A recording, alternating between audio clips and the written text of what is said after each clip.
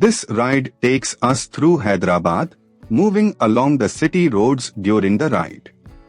The mood here is calm and focused, with the sound of the engine carrying us through the changing rhythm of the streets. Let the road unfold naturally as we settle into this stretch. A little further along, this part of the route shows a grounded side of Hyderabad, where everyday movement defines the street. Shops, side lanes, and passing vehicles build a sense of momentum, and the pace stays steady.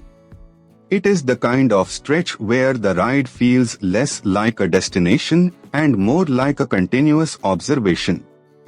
As the ride continues, here is something worth knowing about this part of Hyderabad. Many families in the old city have been in the pearl trade for several generations. That local detail adds depth to what might otherwise seem like a simple road, and it reminds you that every ride here passes through layers of history and routine. Coming into the next stretch, from the rider's perspective, this section is defined by spacing, timing, and attention.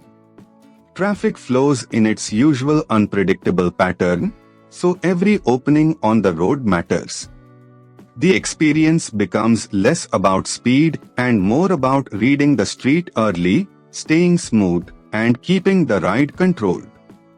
Further down the route, as the route continues, the presence of history Falaknuma gives this stretch a stronger sense of place. Landmarks like this help anchor the ride because they turn a moving sequence of roads into something memorable. With the road opening ahead, the atmosphere here changes with the hour, and the weather adds its own character to the ride. The road noise, light, and movement around the bike all combine into a very specific riding mood.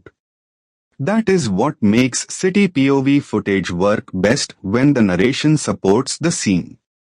As this ride through Hyderabad comes to a close, the journey may be simple, but the texture of the road, the city, and the ride itself is what makes it worth watching.